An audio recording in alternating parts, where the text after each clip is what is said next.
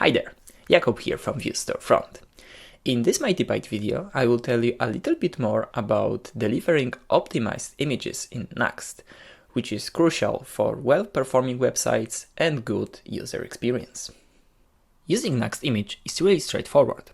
Here I have this cute cat.jpg image, and if I inspect the browser, I will see the cat and I will see the size 170 kilobytes and the type JPEG. With NuxtImage, I can easily change the format of this image to something lighter, like AVIF. And if I go to the browser and refresh the page, I will see exactly the same cat, while this time the type is AVIF and the size is about 68 kilobytes. Lighter images means better performance and better user experience. For all available image optimization options, go to NuxtImage documentation and specifically NuxtImage